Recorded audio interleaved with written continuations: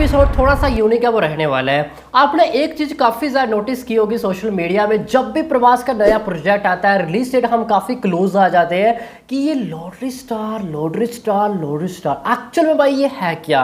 क्या सच में प्रभास एक लॉटरी स्टार है या फिर नहीं है? थोड़ा एनालिस करने की कोशिश है वो करेंगे, थोड़ा डिटेल्स में जाने की कोशिश है वो करेंगे कि इस बात में भाई कितनी ज्यादा सच्चाई है। एंड नेक्स्ट थोड़ा हम पीछे जाएंगे, थोड़ा कंपैरिजन करेंगे अनदर एक्टर के साथ। और रिसेंटली अभी के टाइम जो प्रभास मूवी कर रहे हैं, जो कि काफ़ी बड़े बड़े प्रोजेक्ट हैं, इस तरह प्रोजेक्ट काफ़ी कम ही भाई एक्टर को मिल रहे हैं। और back to back flop disaster movie देना एंड फिर भी बड़े प्रोजेक्ट सेंड करना, जो कि आज के टाइम हम देख रहे हैं कि कई सारे ऐसे एक्टर हैं कि जैसे उनकी बैक टू बैक 2 या फिर 3 मूवी फ्लॉप या फिर डिसास्टर गई तो उनको नए प्रोजेक्ट है वो नहीं मिलते हैं, फीस वो अपनी कम कर देते हैं, जो प्रोजेक्ट भाई उन्होंने साइन भी कर दिए वो भी भाई डिब्बे में बंद हो जाते हैं। बट प्रभास के साथ ऐसा नहीं चल रहा है, क्यों, क्या रीज़न है वो हो सकता है। और इससे पहले हम थोड़ा सिंपल भाषा में समझाएंगे, सरल भाषा में कहें तो, कि एक्चुअल में ये लॉटरी है क्या।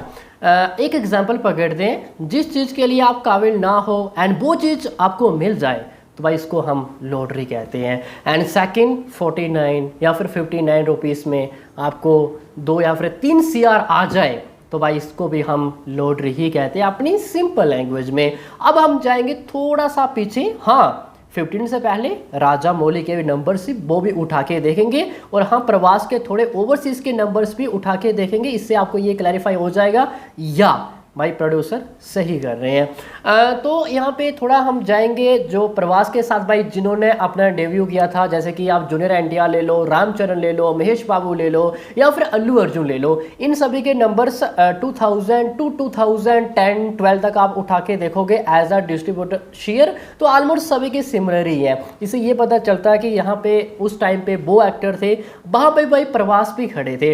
एंड 15 से पहले लास्ट की उनकी 4 मूवीज उठा के देखोगे प्रवास की, मिस्टर परफेक्ट, डार्लिंग्स ले लो आप, या फिर रेवर ले लो, या फिर मिर्ची ले लो।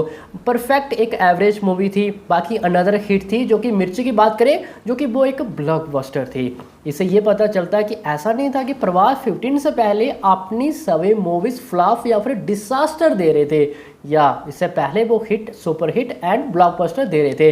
एंड दूसरा बात करें राजा मौली की, देखो उनको तो एक जादू कहा जाता है कि जिसके साथ भी वो काम कर लेते हैं एंड वो मूवी समझ लो कि ब्लॉकबस्टर हो ही जाती है।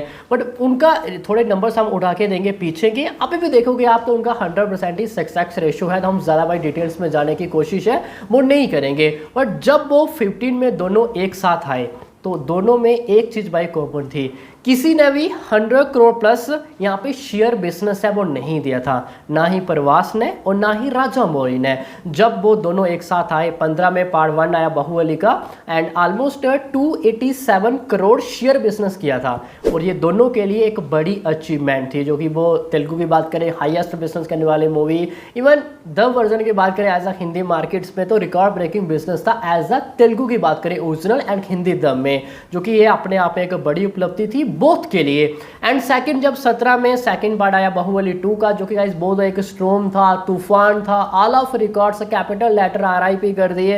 एंड वर्ल्ड वाइड हो या फिर इंडिया डोमेस्टिक क्यों ना हो, ऑलमोस्ट 511 करोड़ नेट बिजनेस किया था यहाँ पे हिंदी दम में, जो कि ये हिंदी की बात करें तब की हाईएस्ट बिजनेस था। जो कि आज अभी 23 में जाके ये रिकॉर्ड्स है वो टूटा है, फिलहाल अभी 24 चल रहा है। मतलब कि पठान ने ये रिकॉर्ड्स है वो तोड़ा था, काफ़ी टाइम लग गए वो रिकॉर्ड तोड़ने में। और 17 में 511 करोड़ हिंदी दब में बिजनेस करना ये अपने आप में बड़ी उपलब्धि थी। एंड तेलुगु तमिल की बात करें रिकॉर्ड ब्रेकिंग बिजनेस था। एंड इंडिया में 1000 करोड़ प्लस ग्रॉस बिजनेस करने वाली वो भारत की पहली मूवी थी। इवन उसने 100 करोड़ प्लस नेट बिजनेस भी किया था, 1030 करोड़ बाई नेट बिजनेस किया था। जो कि शेयर की बात करें तो 807 करोड़ शेयर बिजनेस किया था। जो कि अब तक की बात करें वो भारत की अभी भी नंबर 1 पिक्चर ही है।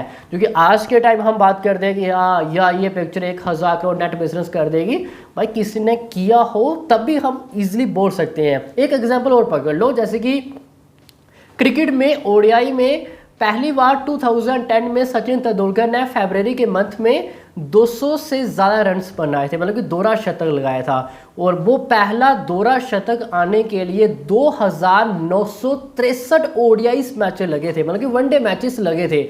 जो कि सेकंड की बात करें तो 250 वनडे मैचेस के अंदर अंदर ही वीरेंद्र सहवाग ने सेकंड दोहरा शतक है वो लगा दिया है। एंड आज हम जब बात करते हैं कि हाँ 1000 करोड़ नेट बिजनेस आ सकता है, भाई हमारे सामने रिजल्ट है तब भी हम ये बोल पाते हैं, नहीं तो आज भी हम यही 800-900 करोड़ के आसपास ही नेट बिजनेस की बात है वो करते हैं। एंड नेक्स्ट बात करें यहाँ पे राजामौली और प्रवास की, ये भाई दोनों के लिए बाहुबली में अचीवमेंट था। 2011 में हमें ये कंफर्म हो गया था कि यह बाहुबली बनने जा रही है, मतलब कि 4 साल की भाई कड़ी मेहनत थी यहाँ पे दोनों की। एक एग्जांपल और पकड़ते हैं, जैसे कि हाथ पाँव आपका सब कुछ बढ़िया चल रहा है तभी आप एक अच्छा वर्क है वो कर पाओगे। एंड जैसे मूवी के अंदर डायरेक्टर भी अच्छा होना चाहिए, एक्टर भी अच्छा होना चाहिए, राइटर भी अच्छा होना चाहिए, विद अनदर स्टार कास्ट भी अच्छी होनी चाहिए, विद प्रोडक्शन हाउस भी अच्छा होना चाहिए, तब भी एक आप अच्छा कंटेंट है वो डिलीवर कर पाओगे, जो कि इसमें सब कुछ बढ़िया ही था। आप देखोगे कि बाहुबली से पहले राजामौली भाई इतने बड़े वो डायरेक्टर नहीं थे जितने आज के टाइम पे वो हैं। इससे पहले वो जूनियर एनटीआर के साथ भाई 3 प्रोजेक्ट में काम कर चुके थे, RRR को छोड़ के, तो वो इतने बड़े मूवी क्यों नहीं बना पाई इससे पहले। मतलब हर चीज़ का एक अच्छा समय आता है, अच्छा टाइम आता है, जो कि आज वो बाहुबली में ही था। बाहुबली 1 हो या फिर बाहुबली 2 क्यों ना हो। हम SRK का पकड़ते हैं, जैसे कि उनका पीछे थोड़ा टाइम अच्छा नहीं चल रहा था, मतलब कोविड बिफोर की बात करें तो उनकी मूवीज ज़्यादा फ्लॉप ही चल रही थी, तो भाई उन्होंने ब्रेक ले लिया, 4 साल का ब्रेक लिया, पठान लेके आए, स्पाई यूनिवर्स में उनकी एंट्री हुई, 1000 करोड़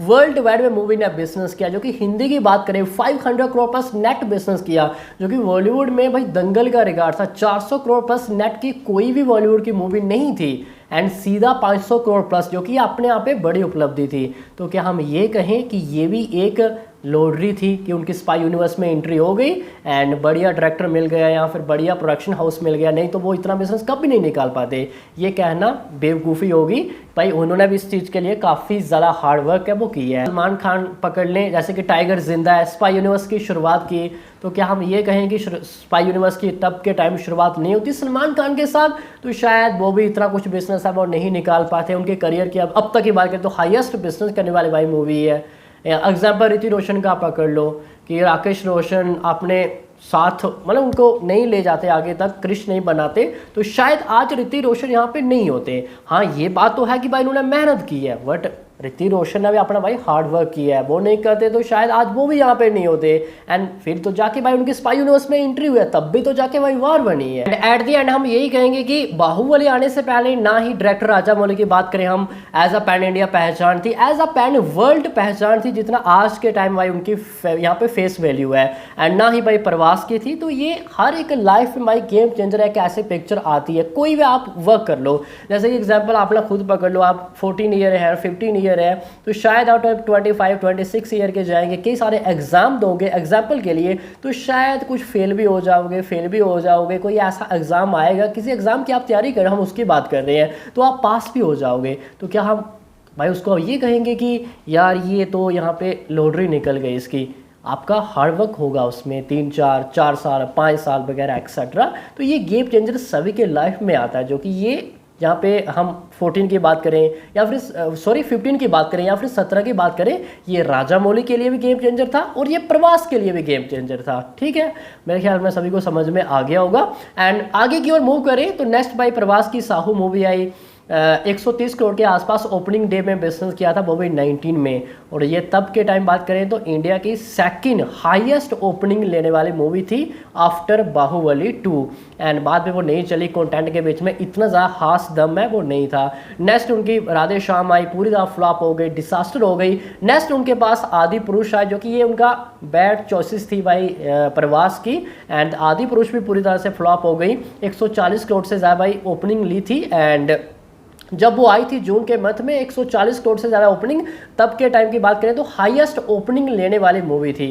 एंड आदि पुरुष एक बॉलीवुड मूवी थी, और अब तक की बात करें अब तक की, तो वो हाईएस्ट ओपनिंग लेने वाली पिक्चर है वर्ल्ड वाइड में। एंड इंडिया नेट की बात करें तो ऑलमोस्ट 88 करोड़ का नेट बिजनेस किया था। तो ये बॉलीवुड की अब तक की बात करें तो हाईएस्ट ओपनिंग लेने वाली पिक्चर है, और ये भी फ्लॉप हो गई। नेक्स्ट उनके पास सलार प्रोजेक्ट आया, जो कि अच्छा खासा बिजनेस किया, जो कि वो एक हिट प्रोजेक्ट है। तो ये प्रवास का अब तक कुछ भाई लेखा जोखा है।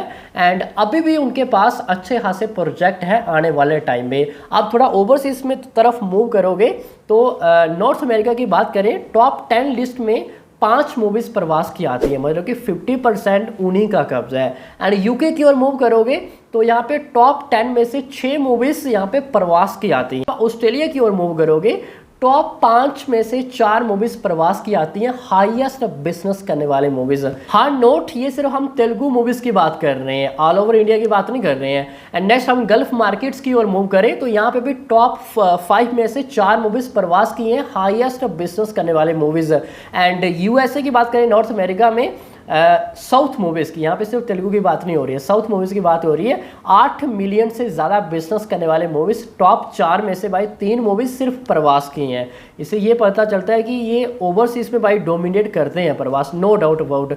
और यही एक रीज़न है कि आज के टाइम भाई इनको अच्छे खासे प्रोजेक्ट मिलते हैं। कल की ले लो, 600 करोड़ से ज़्यादा भाई बजट है। एंड नेक्स्ट अभी उनके पास खनू राघवपुड़ी के साथ एक प्रोजेक्ट है, राजा साहब उनके पास एक प्रोजेक्ट है। Next Sandeep Reddy Vanga already confirm कर चुके कि 300 करोड़ के आसपास मूवी का बजट है वो रहने वाला है।